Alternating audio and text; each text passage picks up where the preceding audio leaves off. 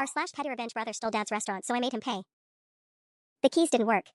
I stood there at 5:30 a.m. in the October drizzle, staring at the brass lock that had opened the same way for the past 8 years.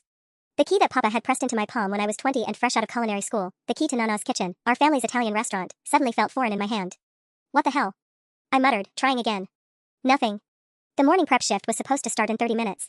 We had a full book today, Mrs. Chen's 60th birthday party at noon, the Rotary Club meeting at 7, plus our usual Tuesday regulars who'd been coming for Papa's Osso Buco since 1987. I needed to get the braising liquid started, check yesterday's bread dough, and prep the... My phone buzzed. Marcus. Sarah, we need to talk. Meet me at the restaurant at 9 asterisk. I called him immediately. Marcus, I'm already here and my key won't work. Did you change the locks? The morning shift starts in. Sarah. His voice had that careful tone I remembered from when we were kids and he'd broken something expensive. There's been some changes. I'll explain everything at 9. Changes? What changes? I have 30 covers for lunch prep and... The line went dead. I stood there in the empty parking lot, rainwater dripping from the green awning Papa had installed last spring. The same awning I'd helped him pick out, holding fabric samples up to the brick facade while he squinted in the afternoon sun, asking which one reminded me most of the little trattoria in Tuscany where he'd proposed to Mama. That was 6 months ago. Before Mama's diagnosis. Before the endless hospital visits and the chemo that made her so tired she couldn't even smell garlic without getting sick. Before Papa started forgetting to eat dinner and wearing the same shirt 3 days in a row because he was spending every free moment at her bedside. Before she died 4 weeks ago. I pulled out my phone and called Tony, our sous chef. Hey, it's Sarah. Can you call the morning crew and tell them to come in at 9 instead of 6? There's some kind of mix-up with the keys. 3.5 hours later, Marcus pulled up in his BMW, the same car he'd bought with the money from selling Mama's engagement ring, claiming she'd wanted him to have it. He climbed out wearing a suit that cost more than most of our servers made in a month, his dark hair slicked back like some Wall Street wannabe instead of the pizza delivery driver he'd been 2 years ago. Sarah. He didn't meet my eyes. Thanks for waiting. Waiting? Marcus, I've been standing in the rain for 4 hours. Mrs. Chen called twice asking about her party setup, and I can't even get inside to. About that. He pulled out a new set of keys, brass glinting against his manicured fingers.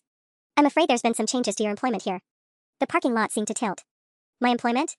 Dad signed the restaurant over to me last month. Full ownership transfer. And, well, I decided to go in a different direction staffing-wise. The words hit like cold water. He what? Marcus finally looked at me, and I saw something I'd never seen before in my older brother's face, guilt mixed with defiance, like he knew exactly what he'd done and was daring me to call him out on it. You're fired, Sarah. The world went silent except for the sound of rain hitting the pavement. Fired? The word felt thick in my mouth, like I was speaking through cotton. Marcus, this is our family's restaurant. Papa would never. Papa's not making decisions anymore. Marcus jangled the keys, and the sound made my stomach clench. He's been struggling since Mom died. You've seen it, forgetting orders, mixing up reservations, leaving the stove on overnight. Last month he nearly gave Mrs. Patterson's table free wine because he forgot they'd already paid. He's grieving. My voice came out sharper than I intended. We all are. That doesn't mean. It means he needed help making rational business decisions. Marcus straightened his tie, suddenly looking every inch the successful businessman he'd never actually been. I stepped up. Filed the paperwork while you were busy playing nurse. The casual cruelty of it hit me like a slap. Playing nurse. I'd spent 3 months sleeping in hospital chairs, holding Mama's hand through chemo sessions, learning to cook soft foods she could actually keep down. I'd been the one to drive Papa home when he was too exhausted to remember where he'd parked. I covered every single one of his shifts without complaint because I thought we were protecting something together. Where is he now? I asked quietly. Assisted living facility in Clearwater. Golden Years Gardens. Very nice place, they have activities, medical staff on site. He seemed confused when I dropped him off yesterday, but the director says that's normal. Yesterday. While I'd been at home, finally allowing myself to sleep for more than 4 hours, thinking Papa was safe in his own bed above the restaurant like he'd been for the past 15 years. You put him in a nursing home without telling me. I'm his next of kin. Oldest son. And like I said, he agreed to everything. Marcus pulled out his phone and scrolled through something. I've got all the legal documents if you want to see them. Transfer of ownership, power of attorney, the works. When did he sign these papers? September 15th. 3 days after Mama's funeral. When Papa couldn't remember if he'd eaten breakfast and kept calling me by her name. Marcus. I stepped closer, and he actually backed up a half step. Good. Papa was not in his right mind on September 15th. He asked me 4 times that day who was picking up the dinner rolls for service. The lawyer said he was competent enough to sign. What lawyers? Henderson and Associates. Downtown. They handle all kinds of estate planning. He glanced at his watch, a Rolex I'd never seen before. Look, this doesn't have to be ugly, Sarah. I'm prepared to offer you a severance package. 2 weeks' pay, plus a good reference if you want to find work somewhere else. 2 weeks' pay. For 8 years of 60-hour weeks, for every family recipe I'd helped perfect, for the wine program I built from scratch, for the relationships with suppliers I'd cultivated since I was 20 years old. How much did the ownership transfer cost? I heard myself ask. What do you mean? The lawyers. The paperwork. The assisted living facility. I was calculating numbers in my head, remembering the restaurant's bank balance from when I deposited last week's receipts. Where did Papa get the money for all this? Marcus's jaw tightened. That's not really your concern anymore. But I already knew. The cash reserve we'd been building for a new walk-in cooler. The emergency fund Papa had sworn he'd never touch. Maybe even the college fund he'd started for the children I hadn't had yet, the one Mama had made him promise to keep separate from the business accounts. All of it gone. And now I understood why Marcus looked guilty. He hadn't just stolen the restaurant. He'd made Papa pay for his own robbery. I want to see the paperwork. My voice was steadier than I felt. Marcus shifted his weight. Sarah, I don't think. I want to see every single document. The ownership transfer, the power of attorney, all of it. I crossed my arms. If this is all legal and above board like you claim, you shouldn't have a problem showing me. He sighed dramatically, like I was being unreasonable. Fine. But we're not doing this in a parking lot. He unlocked the restaurant door, my restaurant door, and walked inside like he owned the place. Which, apparently, he did. The dining room looked exactly the same. Red checkered tablecloths, the vintage espresso machine Papa had bought at auction in 1995, black and white photos of the old country covering every inch of wall space. But something felt wrong, like walking through a museum exhibit of your own life. Marcus pulled out a manila folder from behind the host stand. Here. Knock yourself out. I spread the papers across table 12, Mrs. Patterson's usual spot by the window. The first document made my blood run cold. Transfer of business ownership, dated September 15th, just like he'd said. Papa's signature at the bottom, shaky but recognizable. But it was the witness signature that made my hands tremble. Jennifer Marcus, Notary Public. Your girlfriend notarized these papers? My fiancé, actually. We got engaged last week. He held up his left hand, showing off a gold band. And yes, Jennifer's a licensed notary. Has been for 3 years. Everything's completely legal. I flipped through the stack. Power of attorney, witnessed by Jennifer. Healthcare directive, witnessed by Jennifer. Even a will I'd never seen before, dated September 20th, leaving everything to Marcus with a small provision for me. $5,000. Like a tip for good service. This is unbelievable. I held up the healthcare directive. You had your girlfriend witness Papa signing away his medical decisions 5 days after he buried his wife of 37 years? Jennifer takes her notary duties very seriously. She asked him multiple times if he understood what he was signing. He said yes every time. Because he trusted you. My throat felt tight. Because you told him this was what was best for everyone. Marcus straightened a salt shaker that didn't need straightening. Look, I know you're upset. But Dad's been talking about retirement for years. You know that. And with Mom gone, he needs professional care. The restaurant requires too much physical and mental energy for someone his age. Someone his age? Marcus, he's 68, not 90. And he's never once mentioned retirement. Ever. This place is his life. Well, maybe that's part of the problem. Marcus's voice got sharper. Maybe spending every waking moment in the same building for 30 years isn't actually healthy. Maybe it's time for some fresh perspectives around here. Fresh perspectives. I looked around the dining room, imagining what Marcus's fresh perspectives might look like. Cheaper ingredients. Bigger portions. Maybe some sports memorabilia on the walls and a kid's menu with chicken nuggets. What about the staff? I asked. Tony's been here almost as long as I have. And Maria just bought a house based on her server income here. I'll be conducting interviews with all current employees over the next few days. Some positions may be restructured. Restructured. The corporate speak made my skin crawl. I looked down at the papers again, studying Papa's signature on each document. The handwriting was definitely his, but something felt off. The S in Salvatore was different somehow. Smaller. And the date on the power of attorney. Wait. I grabbed the document. This says September 15th, but look at the timestamp. 11:47 p.m. Marcus went very still. Papa takes his medications at 9:30 every night. Has for 2 years. The trazodone knocks him out by 10:15. I looked up at my brother. What was he doing signing legal documents at almost midnight on the worst week of his life? Marcus's face went white, then red. We had to work around Jennifer's schedule. She works days, so evenings were the only time she could. At midnight? On September 15th? I pulled out my phone and scrolled back through my photos. Because here's a picture I took of Papa at 10:45 that night, Marcus. Passed out in his recliner with his mouth open, still wearing his funeral suit because he'd forgotten to change clothes for 3 days straight. The photo was heartbreaking. Papa slumped sideways, his reading glasses crooked, yesterday's newspaper spread across his lap. I'd taken it to show the doctor how exhausted he'd been, how unlike himself. That doesn't prove anything, Marcus said, but his voice cracked slightly. Doesn't it? I zoomed in on the timestamp. This was taken in his apartment. Upstairs. At 10:45 p.m. on September 15th. Same day, same time zone. I held up the power of attorney document. So either Papa sleepwalked downstairs to sign legal papers, or nothing. Maybe you got the dates mixed up. Grief does things to memory, Sarah. But I was already scrolling through more photos. Here's September 14th. Here's the 16th. I stopped on a picture from the 17th. And here's Papa on September 17th, asking me who that nice young lady was when Mrs. Chen came in for her usual Wednesday lunch. Mrs. Chen, Marcus. Who's been coming here every Wednesday for 12 years. The silence stretched between us like a taut wire. Even if the timing is off, Marcus said finally, it doesn't change anything legally. He signed the papers. Multiple witnesses. It's done. Multiple witnesses? I flipped through the documents again. Jennifer's the only witness signature I see here. Well, I was there too. You can't witness a document where you're the primary beneficiary, Marcus. Even I know that. I pulled out my phone again. But I bet Henderson and Associates can explain the finer points of elder law to me. Sarah, don't. Don't what? Don't call the lawyers who supposedly handled this completely legitimate transfer of assets? I was already dialing the number printed on the letterhead. Henderson and Associates, this is Sarah Castellano. I have some questions about documents you prepared for my father, Salvatore Castellano, in September. Marcus lunged for my phone, but I stepped back. The receptionist's voice was crisp and professional. I'm sorry, but we don't have any record of representing a Salvatore Castellano. Could you spell the last name for me? My stomach dropped. Castlano. No, I'm not showing anyone by that name in our system. Are you sure you have the right firm? I looked at Marcus, who had gone completely still.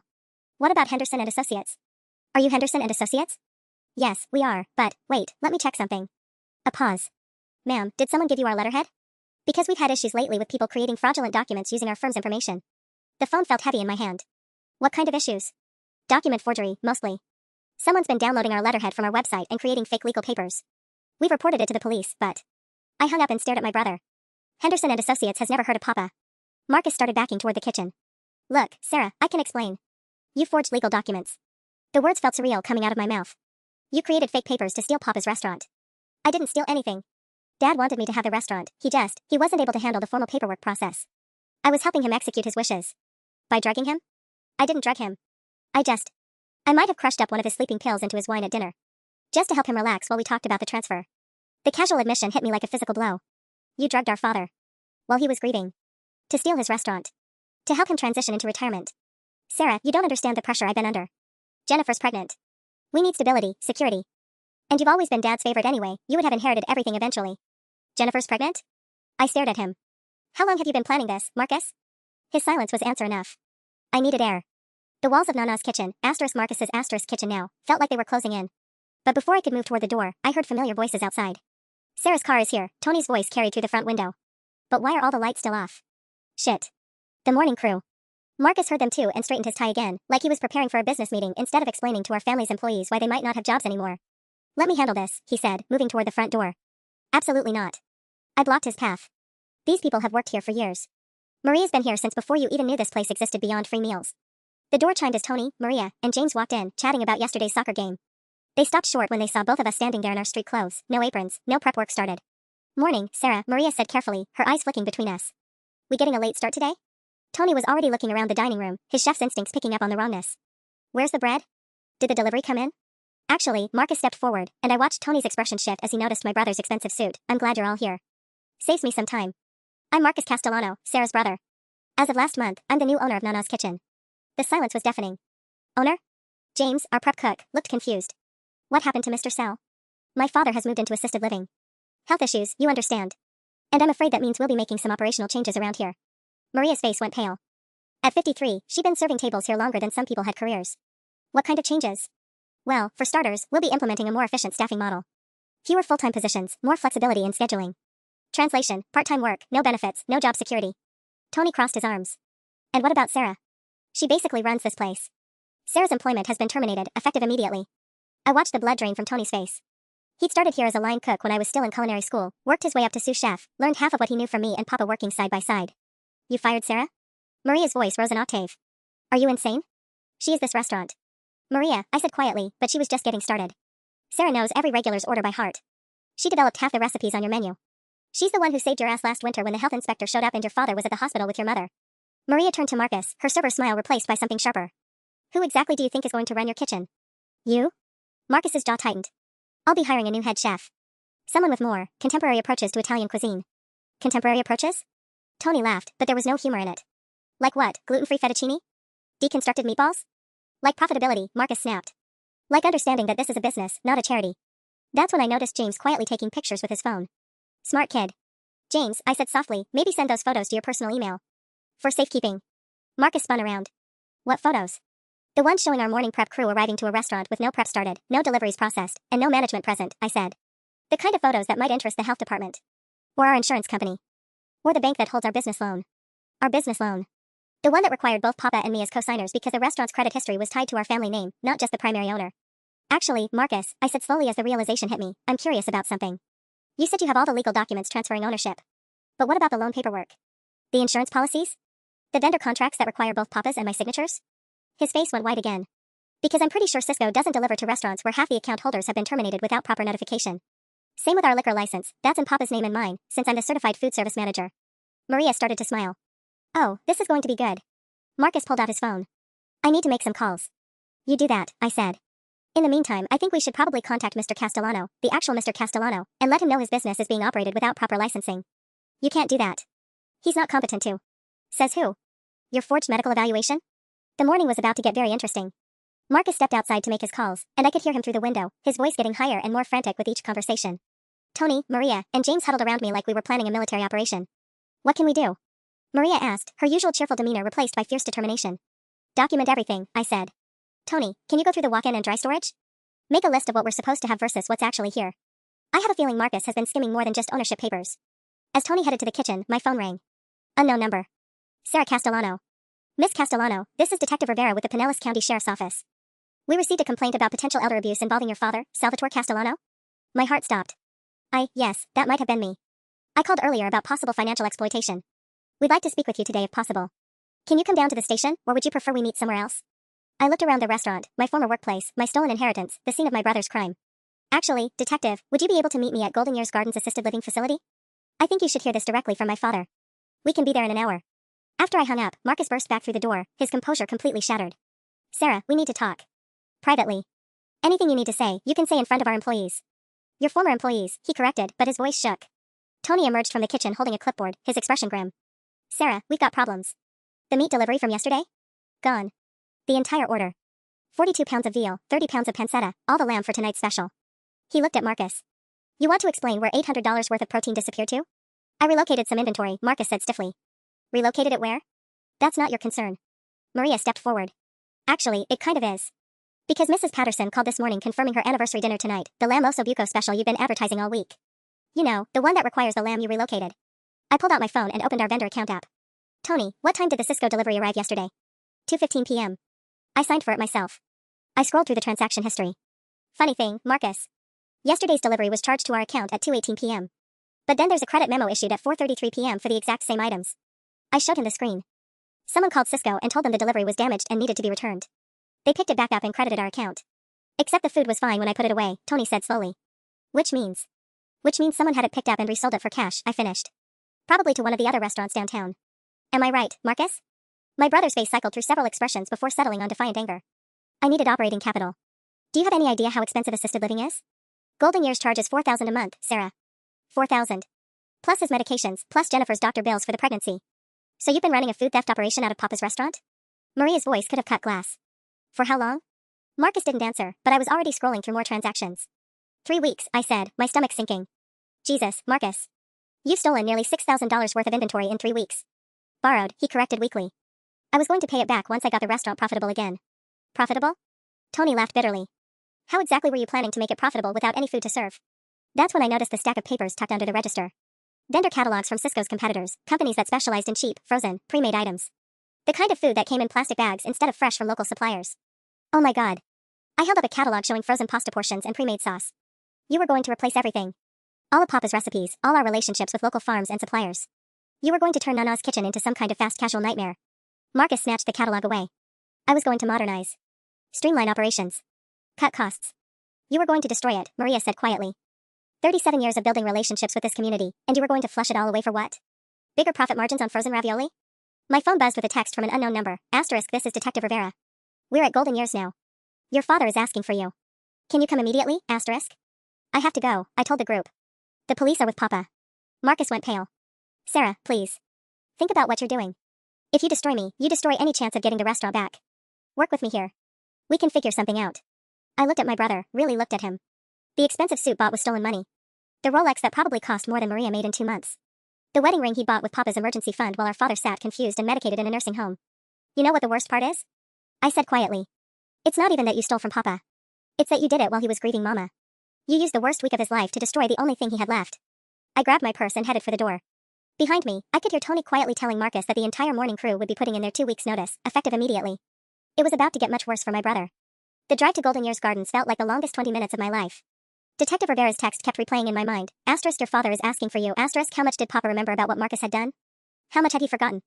The assisted living facility looked expensive, all manicured lawns and brass fixtures, the kind of place that screamed premium care to justify bleeding families dry. I found Detective Rivera in the lobby, a woman in her 40s with kind eyes and the bearing of someone who'd seen too much family dysfunction. Miss Castellano? I'm Detective Rivera. Your father is. Well, he's more lucid than your brother led us to believe. My heart jumped. What do you mean? Why don't you hear it from him directly? But I should warn you, he's pretty upset. She led me down a hallway lined with watercolor paintings and motivational posters. Papa's room was at the end, door ajar. I could hear his voice before I saw him, and the sound made my chest tight with relief. He sounded like himself again, angry, indignant, fully present. Sarah. Papa struggled to get up from his chair, and I rushed over to hug him. He felt smaller than I remembered, but his grip was strong. Madonna mia, what has that boy done? Papa, I'm so sorry. I didn't know Marcus had moved you here until this morning. He told me it was temporary, Papa said, his accent thicker when he was emotional. He said you needed space to grieve your mama, that the restaurant was too much stress for the family right now. His eyes filled with tears. I thought I was helping you, Bambina. Detective Rivera pulled out a notepad. Mr. Castellano, can you tell me about the night you signed the ownership transfer papers? Papa's face darkened. What papers? I never signed papers. My stomach dropped. Papa, Marcus has documents with your signature. From September 15th. September 15th? Papa shook his head vigorously. September 15th I was sick. Stomach bug, very bad. I couldn't even keep water down. Sarah, you remember, you brought me soup and I couldn't eat it. I did remember. I'd found him doubled over in his bathroom at 6 p.m., pale and shaking. I'd stayed with him until almost midnight, making sure he was hydrated. Marcus came by that night, Papa continued, maybe around 10 o'clock. Said he wanted to check on me, brought some papers for me to look at when I felt better. Insurance stuff, he said. I was too sick to read anything, told him to come back another day. But you didn't sign anything? Detective Rivera asked. Detective, I could barely hold my head up. You think I'm signing legal papers? Papa turned to me. The next morning, I felt better, but Marcus never came back with those papers. He said he'd handled everything with the insurance company directly. I pulled out my phone and showed Papa the documents Marcus had given me. His face went white as he stared at his own signature. This looks like my writing, but... He studied it closer. Wait. Look at this S. I broke my wrist in 1994, remember? Ever since then, I write the S in Salvatore with a little loop at the bottom because my wrist doesn't bend the same way. This signature, it's the old way. Detective Rivera leaned forward. The old way? Before my injury. Someone copied my signature from something old, maybe from the original restaurant papers, or tax documents from the 90s. Papa's voice was getting stronger, more sure. This is not how I've signed my name in 28 years. The detective made notes while I felt pieces clicking into place. Marcus would have access to old documents. He helped Papa organize his filing cabinets last year after Mama's diagnosis. There's more, Papa said grimly. Yesterday, a man came here asking questions about my diminished capacity. Said he was from the state, checking on reports that I was incompetent to manage my affairs.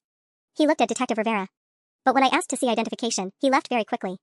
Did you get a name? He said Henderson. Like the law firm on those fake papers. My phone buzzed with a call from Tony. Sarah, you need to get back here. Now. We found something. What kind of something? Marcus left his laptop open when he went outside. James accidentally knocked it over, and when the screen came back on. Tony paused. Let's just say your brother's been busier than we thought. Detective Rivera was already standing. Mr. Castellano, I'm going to need you to come with us to file a formal complaint. Can you do that? Papa nodded, already reaching for his jacket. Detective, I built that restaurant with my own hands. My wife chose every plate, every tablecloth. My daughter learned to cook in that kitchen. His voice hardened. If my son thinks he can steal 37 years of our lives, he's about to learn otherwise. As we headed back toward the car, Papa grabbed my arm. Sarah, there's something else. The night Marcus brought those papers? I heard him on the phone in the hallway. He was talking to someone about selling the building. The blood drained from my face. Selling it? To developers. Something about condos and waterfront property values. Papa's eyes were steel. He wasn't just stealing the restaurant, Bambina. He was planning to destroy it completely. The laptop screen showed everything. Tony had turned it toward us when we walked back into the restaurant, and I felt like I'd been punched in the stomach. Marcus's email was open, displaying a chain of messages with coastal development partners dating back 3 months. Before Mama had even died. Look at this one, James pointed to a message from August 30th, subject line, prime waterfront acquisition opportunity. I leaned over Tony's shoulder and read aloud, Asterisk Marcus, thanks for reaching out about the Nana's Kitchen property. Based on our preliminary assessment, we'd be prepared to offer $2.8 million for the building and lot, contingent on clear title transfer. The location is perfect for our Gulf Shores luxury condo project. Timeline is flexible, but we'd prefer to close before year-end for tax purposes. Let me know when you have full ownership documentation. Brett Hutchinson, VP Development Asterisk. Detective Rivera whistled low. $2.8 million. That's a lot of motivation for fraud. Papa sank into the nearest chair, his face gray. He was selling our home for condos. There's more, Maria said grimly. She'd been scrolling through other open browser tabs. He's got Zillow open, looking at houses in Tampa Bay. 5-bedroom places, all around $800,000. She clicked to another tab. And here's a baby registry. Jennifer and Marcus, due date March 15th. They've got everything picked out, cribs, strollers, a $5,000 nursery set. I felt sick. He spent the money before he even stole it. Tony pulled up another email thread. This is from September 20th, 5 days after those fake documents were supposedly signed. Marcus is asking the developers about expediting the sale. Says quote, family situation resolved faster than expected. How quickly can we move to closing? The restaurant door chimed, and we all looked up to see Marcus walking back in. He stopped short when he saw all of us gathered around his laptop, his face cycling through confusion, then recognition, then panic. That's private property, he said, but his voice came out as a squeak. Detective Rivera stood up slowly. Mr. Castellano, I think you need to have a seat. I want a lawyer. That's your right. But first, I'd like you to explain these communications with coastal development partners. Marcus glanced around the room like a trapped animal. Papa, Tony, Maria, James, and Detective Rivera all staring at him with varying degrees of disgust and disappointment. I don't have to explain anything without legal representation. Fair enough, Detective Rivera said. But I should inform you that we'll be freezing all accounts associated with this business pending investigation into elder abuse and fraud charges. That got his attention. You can't do that. I have obligations, payments due. Like the down payment on that house in Tampa? Maria asked sweetly. The one with the 5 bedrooms and 3-car garage? Marcus went white. How do you? Your browser history, genius, James said. Also, did you know you were automatically logged into your bank account? Because we can see that $80,000 withdrawal from the restaurant's reserve fund. The one dated September 22nd. Papa made a sound like he'd been physically hit. 80,000? Marcus, that was for your children's college funds. For Sarah's wedding someday. That was money your mama and I saved for 20 years. I was going to pay it back. Marcus's composure finally cracked completely. The condo sale would have covered everything, plus profit. Nobody would have lost anything. Except the restaurant, I said quietly. Except Papa's life's work. Except the place where Mrs. Patterson had her first date in 1987, where the Rotary Club has met every Tuesday for 15 years, where Tony learned to cook, where Maria put 2 kids through college on tip money. It's just a building, Sarah. The silence that followed was deafening. Even Detective Rivera looked shocked at the casual dismissal of everything the restaurant meant to our community. Papa stood up slowly, and when he spoke, his voice carried the authority of a man who'd built something from nothing and wouldn't watch it be destroyed by his own blood. Marcus Anthony Castellano, he said, using the full name that had struck fear into both of us as children, you are no son of mine. Marcus's face crumpled. Papa, please. Jennifer's pregnant. You need to find yourself a very good lawyer, Detective Rivera interrupted, pulling out handcuffs. Marcus Castellano, you're under arrest for elder abuse, fraud, and embezzlement.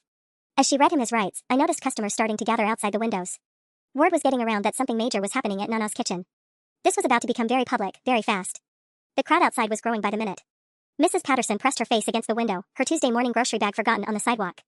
The Hendersons from the hardware store next door had their phones out, recording everything. By tonight, this would be the only thing anyone in downtown St. Pete was talking about. Detective Rivera finished cuffing Marcus and was leading him toward the door when my phone rang. The caller ID made my stomach drop. Golden Years Gardens Administration. Miss Castellano? This is Director Walsh at Golden Years. I'm calling about your father's account. We received some concerning information about his payment arrangements, and we need to discuss his continued residency immediately. I stepped away from the group, my hands shaking. What kind of concerning information? Well, the credit card on file for his monthly fees was declined this morning. When we called the bank, they informed us the account has been frozen by law enforcement. And frankly, there are some irregularities with his admission paperwork that we need to address. Of course. Marcus had been paying for Papa's care with the restaurant's stolen money, and now that everything was frozen, the bills were bouncing. How much time do we have? I asked. Normally we'd give 30 days notice, but given the circumstances, we'll need payment by end of business today, or we'll have to discharge Mr. Castellano tomorrow morning. $4,000. By 5 p.m. With all the restaurant accounts frozen and my personal savings barely covering my own rent. I hung up and looked around the dining room, my family's life work, now wrapped in police tape like a crime scene. Tony was explaining something to Detective Rivera while Papa sat slumped in his chair, looking every one of his 68 years. Then I noticed Maria whispering urgently into her phone near the kitchen. When she saw me watching, she held up one finger and mouthed wait. Yes, that's right, she was saying. Emergency situation. The Castellano family. Yes, I'll hold. She covered the phone with her hand. Sarah, remember my son Danny? The one who graduated law school last year? I nodded, confused. He works for legal aid downtown. Pro bono cases, elder law, stuff like that. Her eyes lit up. And he says if we can prove Marcus forged those documents and coerced your father, we might be able to get an emergency injunction to unfreeze the legitimate business accounts. How long would that take? Danny's already drafting the paperwork. Says he can have it in front of a judge by 3 o'clock if we can get him copies of everything. She gestured toward the laptop. All this evidence, plus your father's testimony about the signature differences. Hope flickered in my chest, then immediately crashed into reality. But that still doesn't solve the immediate problem. Golden Years wants payment today or they're kicking Papa out tomorrow. That's when Tony stepped forward, his face set with determination. How much do you need? $4,000. Without hesitation, he pulled out his phone. Give me 10 minutes. Tony, no. I can't let you. Not just me. He was already texting rapidly. Remember last Christmas when your dad covered my mortgage payment because Rosa needed surgery? Remember when he paid for James's mom's cancer treatments out of his own pocket? I watched him type message after message and slowly understood what he was doing. You're calling in favors. I'm calling our family, Tony corrected. Every server who ever worked here, every customer your dad helped through a rough patch, every vendor who got paid on time even when money was tight.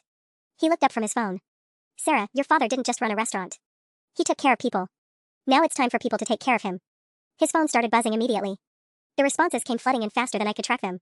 Tony's phone buzzed constantly as he read messages aloud. Rosa from the night shift, she's driving over with $300 in cash. Big Jim from the marina says he's good for $500, remembers when Papa let his crew eat free during the dock workers' strike in 2018. My own phone started ringing. Mrs. Patterson, somehow having gotten my number from somewhere. Sarah, honey, I heard what happened. That boy should be ashamed. I'm at the bank right now, how much do you need? Mrs. Patterson, I can't ask you to. You're not asking. I'm telling. 43 years I've been coming to that restaurant. Your father walked me down the aisle when my own daddy couldn't make it to my wedding. Now how much? Within the hour, our dining room had transformed into something between a crisis center and a family reunion. Former employees showed up with cash, current customers arrived with checkbooks, even competitors from other downtown restaurants stopped by with donations. Maria had a legal pad where she was tracking everything. Giuseppe's Pizza, 200. The Hendersons next door, 150. Mrs. Chen brought her book club and they pulled 400 together. But the most surprising visitor was Janet Morrison, Papa's banker from First National. She walked in carrying a briefcase and wearing the expression of someone on a mission. Sarah, I heard about the situation with your father's accounts, she said briskly. I've been reviewing the paperwork your brother filed, and I have some concerns about the documentation. Detective Rivera, who'd been quietly observing our impromptu fundraiser, looked up with interest. What kind of concerns? Well, for starters, the signature cards don't match our records. But more importantly, Marcus attempted to add himself as the primary account holder on September 16th, the day after these documents were supposedly signed. Janet opened her briefcase and pulled out a thick folder. Our policy requires a 48-hour waiting period for major account changes, specifically to prevent this type of situation. My heart started pounding. What does that mean? It means the account modifications were never actually processed. Legally, your father is still the primary holder, and you're still the authorized secondary. She handed me a document. Which means I can unfreeze the operational accounts immediately, pending the outcome of the criminal investigation. The room erupted in cheers, but Janet held up a hand. However, the reserve account Marcus accessed, that's going to remain frozen until the courts sort out restitution. But your daily operating funds, payroll account, vendor payments, all of that can be restored within the hour. Papa, who'd been quietly watching everything unfold, suddenly stood up straighter than I'd seen him since Mama's funeral. Janet, you beautiful woman, remind me to move all our business to your bank. Mr. Sal, you've been banking with us for 37 years. Where exactly would you move it to? As Janet worked on her laptop to restore our accounts, Tony pulled me aside. Sarah, we've raised almost $6,000 in 2 hours. That covers golden years, plus gives you operating capital until the bank accounts are fully accessible. I looked around the room at faces I'd known since childhood, people who dropped everything to help us fight for Papa's restaurant. I can't believe this is happening. Which part? The fact that your brother tried to steal everything, or the fact that half of St. Petersburg showed up to stop him? Before I could answer, Maria's son Danny burst through the front door, still wearing his courthouse suit and grinning like he'd won the lottery. Emergency injunction granted, he announced, waving legal papers. Judge Martinez took one look at the signature analysis and the forged letterhead and issued a temporary restraining order against any further property transfers. Plus, she's expediting the competency evaluation for your father. Papa beamed. What does that mean in English, counselor? It means Marcus can't sell anything, transfer anything, or make any more decisions about the restaurant or your care. And if the competency evaluation confirms what we all know, that you're perfectly capable of managing your own affairs, then all his legal maneuvering becomes null and void. I felt like I could breathe for the first time in 12 hours. But then Danny's expression grew more serious. There is one complication, though. Coastal Development Partners filed a preliminary purchase agreement this morning. They're claiming Marcus had legal authority to enter into the contract, and they want to force the sale. The words hit me like ice water. They can force the sale? Danny loosened his tie, looking grim. They're arguing that Marcus entered into a binding preliminary agreement on September 23rd, a week after the ownership transfer documents were supposedly signed. They put down $50,000 in earnest money. $50,000? Papa's voice cracked. Where did Marcus get $50,000?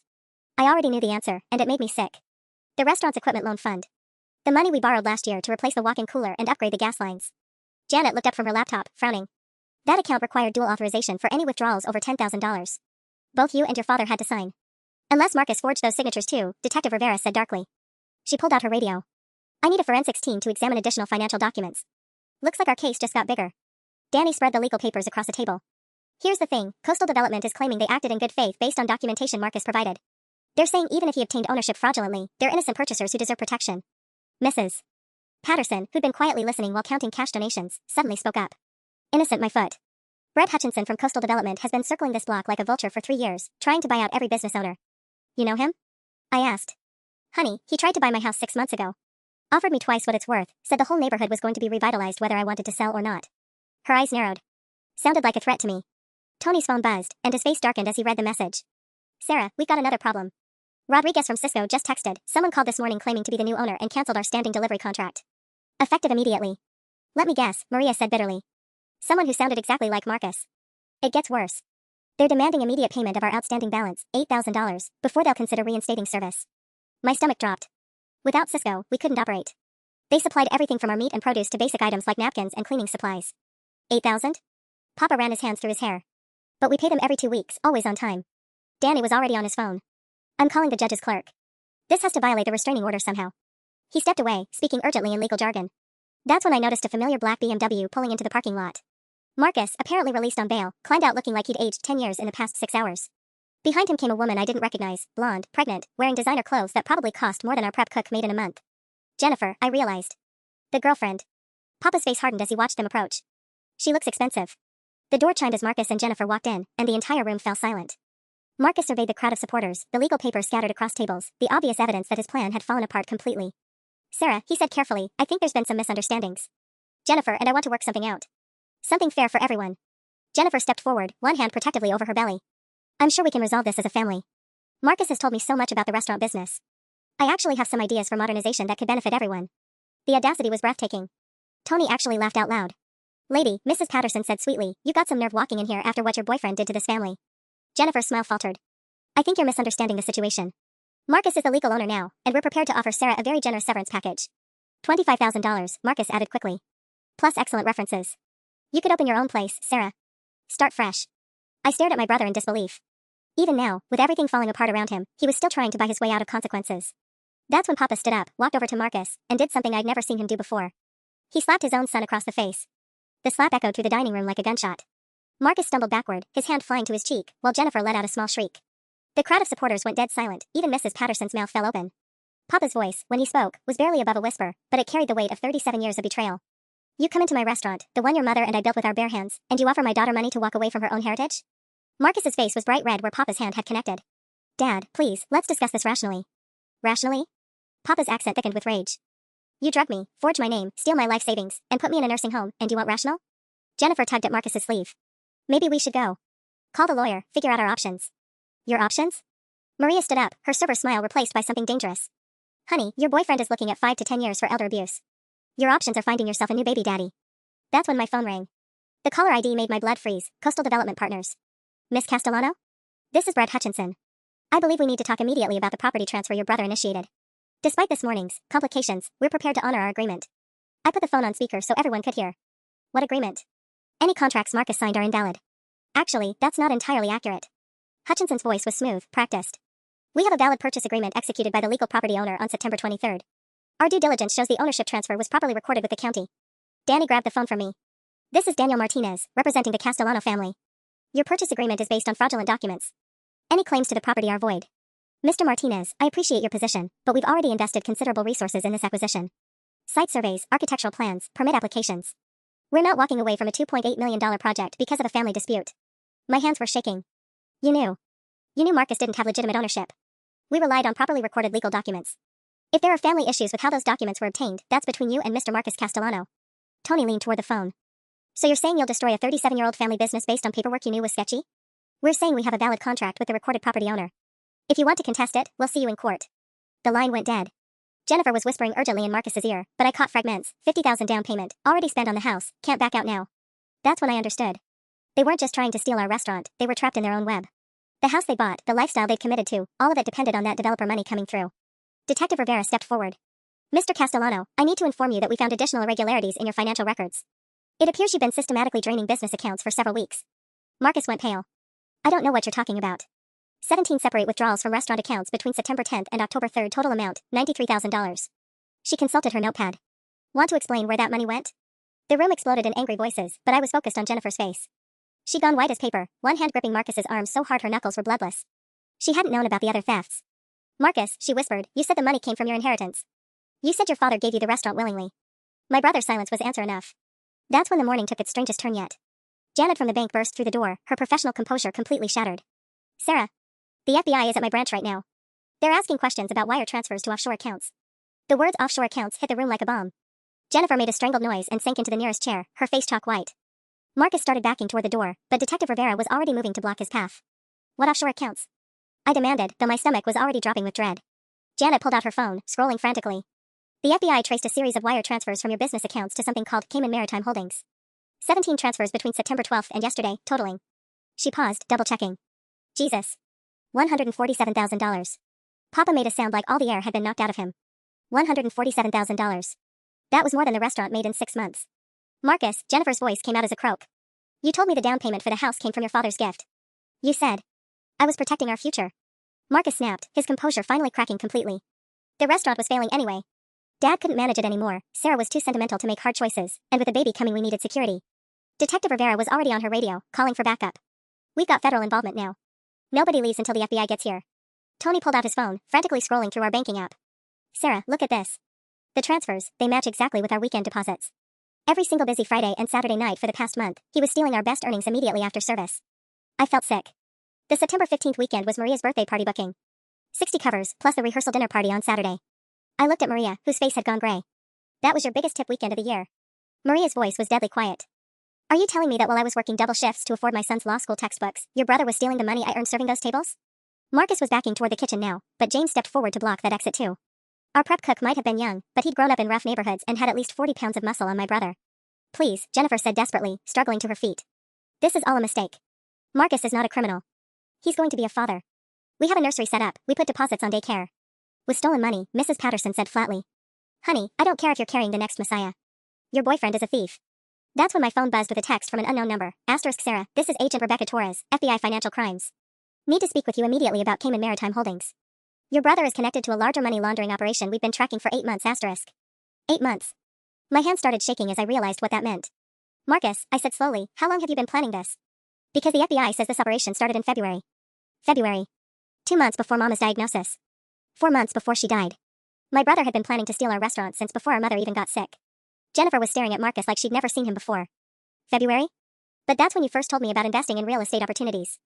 You said your family was expanding the business. Her voice trailed off as understanding dawned. Oh my God. The condo in Miami you've been talking about. The investment portfolio. None of it was real, was it? Marcus's silence was damning. That's when I heard sirens approaching, multiple vehicles, getting closer fast. Through the window, I could see FBI agents in dark suits climbing out of black SUVs, their faces grim and professional. This was about to become much bigger than a family dispute over a restaurant. Agent Torres was tall, sharp-eyed, and carried herself like someone who'd spent years dealing with financial criminals. She walked straight to Marcus, badge out. Marcus Castellano, you're under arrest for wire fraud, money laundering, and conspiracy to commit financial crimes. As she read him his rights, Jennifer started crying, not the delicate tears of a pregnant woman, but the ugly, desperate sobs of someone watching her entire life collapse. And I realized this was only the beginning. Agent Torres finished reading Marcus's rights and turned to address the room. I need everyone to remain exactly where you are. This restaurant is now an active crime scene in a federal investigation. My phone rang immediately, an unknown local number. Agent Torres nodded for me to answer, gesturing for me to put it on speaker. Miss Castellano? This is David Chen from Channel 8 News. We're getting reports of FBI activity at your family's restaurant. Can you comment on? I hung up, but my phone was already buzzing with 3 more calls. News vans were pulling into the parking lot, their satellite dishes extending like mechanical flowers blooming toward the sky. Perfect, Papa muttered. Now the whole world knows our business. Agent Torres pulled out a thick folder. Actually, Mr. Castellano, your son's activities have been under federal surveillance for months. Cayman Maritime Holdings is a shell company we've been tracking across multiple states. Your restaurant was just one of 17 businesses being used to launder money. Jennifer looked up from her chair, mascara streaking down her cheeks. 17 businesses? Marcus, what the hell did you get us into? The operation was sophisticated, Torres continued. Fake ownership transfers, forged documents, elderly victims targeted specifically because family members often don't question sudden changes during health crises. She fixed Marcus with a stare. Your boyfriend wasn't just stealing from your family, ma'am. He was part of an organized ring. My head was spinning. You're saying this wasn't just Marcus being greedy? This was professional? The signature forgeries alone show training. Someone taught your brother how to replicate handwriting from old documents. The shell company setup required knowledge of international banking laws. The timing of everything, right after your mother's death, that wasn't coincidence. Tony grabbed my arm. Sarah, remember when Marcus suddenly started asking all those questions about the restaurant's finances last spring? When he wanted copies of all the tax returns and bank statements? I did remember. Marcus had claimed he was helping Papa organize paperwork for Mama's medical insurance. But now, he was casing us, I realized. Getting information for his partners. Agent Torres nodded grimly. We've identified the ringleader as someone called the Consultant. Real name unknown, but he specializes in targeting family businesses during crisis periods. Deaths, divorces, medical emergencies, times when families are vulnerable and not paying attention to financial details. Detective Rivera looked up from her notes. How many families has this ring targeted? In Florida alone? At least 37 over the past 2 years. Total estimated theft, $4.2 million. Torres turned back to Marcus, who had gone completely silent. The good news for your family is that federal prosecution often results in asset recovery. The bad news is this investigation will take months. Papa sank into his chair. Months? What happens to the restaurant while you're investigating? Before Torres could answer, my phone rang again. This time the caller ID made my heart stop. First National Bank emergency line. Janet answered before I could even speak. Sarah, I'm still at the bank with federal agents. They've frozen every account connected to the restaurant pending investigation. Operating funds, payroll, vendor payments, everything. The room went dead silent except for Jennifer's continued sobbing. For how long? I asked, though I already dreaded the answer. Minimum 60 days. Could be longer depending on how complex the money trail gets. Tony's face went white. 60 days? Sarah, we can't survive 60 days without income. The staff can't survive 60 days without paychecks. I looked around the dining room, at Maria who'd worked here since before I was born, at James who was putting himself through community college on prep cook wages, at Papa whose entire identity was wrapped up in serving this community. Outside, the news crews were setting up cameras, preparing to broadcast our family's destruction to the entire Tampa Bay area. And somewhere out there, the Consultant was probably already targeting his next victim. 6 months later, I stood in our newly renovated kitchen, watching Tony play the evening specials while Maria trained our 2 newest servers. The lunch rush had been our busiest Tuesday ever, 47 covers, with a waiting list. The FBI investigation had ended 3 weeks ago. Marcus was serving 18 months in federal prison, part of a plea deal that helped them catch the consultant, a guy named Richard Brennan who'd been running the elder fraud ring across 6 states. Jennifer had moved back to Ohio with her parents after the baby was born, sending Papa a birth announcement with a note apologizing for everything. We got almost everything back. The Federal Asset Recovery Program returned $89,000 of the stolen funds, plus the judge ordered restitution from the other ring members. Coastal Development Partners tried to fight the contract cancellation, but once their connection to Brennan came out, they settled quietly to avoid their own federal charges. But the real miracle had been the community response. The news coverage, which I dreaded, actually brought us more customers than we'd ever had. People drove from 3 counties away to eat at that family restaurant that fought back against the fraudsters. The story had gone viral on social media, with hashtag #SaveNana's trending for 2 weeks. Mrs. Patterson organized a fundraising dinner that raised $12,000 while we waited for the accounts to reopen. Local restaurants donated ingredients and staff time. The Rotary Club set up a legal defense fund. Even our competitors helped. Giuseppe's Pizza sent over their weekend overflow when our dining room was packed. Papa moved back into his apartment above the restaurant the day after Marcus was sentenced. His competency evaluation had been almost insulting. He scored higher on cognitive tests than people half his age. The grief fog from losing Mama had lifted once he had something to fight for again. Order up. Tony called, sliding perfectly plated ossobuco across the pass. Table 6, extra gremolata like Mrs. Chen requested. I carried the plates out personally. Mrs. Chen's weekly Tuesday lunch had become a celebration dinner. Her book club now reserved our back room monthly, and they'd convinced 3 other clubs to join them. Sarah, darling, Mrs. Chen said as I set down her plate, did you see the review in the Times? 5 stars, and that critic specifically mentioned your wine program. The review had been incredible. A family restaurant that survived attempted corporate theft has emerged stronger, with food that honors tradition while embracing innovation. The reservations phone hadn't stopped ringing since. Agent Torres stopped by occasionally for lunch, always ordering Papa's Tuesday special. She'd told us that our case helped break up the entire ring. 17 other families got their businesses back because we'd fought instead of giving up. The best part was watching Papa in his element again. He greeted every table personally, remembered everyone's usual orders, told stories about the old country that had customers lingering over dessert. Last week, he'd started teaching cooking classes on Sunday afternoons, Nana's Secrets with Nano Sal. They sold out in 6 hours. My phone buzzed with a text from Danny Martinez, Maria's son who'd become our family lawyer, * settlement finalized. Marcus's house sold, proceeds going to restitution fund. You should receive final payment next week, *. I showed the message to Papa, who just shrugged. Money comes and goes, Bambina. But family, real family, that's forever. He gestured around the dining room, where Tony was making his grandmother's birthday cake presentation, Maria was teaching James proper wine service, and 3 generations of customers were sharing meals and stories. This, he said quietly, this is what your brother never understood. You cannot steal what belongs to everyone. The evening rush was starting, our reservation book completely full. Marcus had tried to destroy us, but he'd actually done the opposite. He'd reminded our entire community why Nana's kitchen was worth fighting for.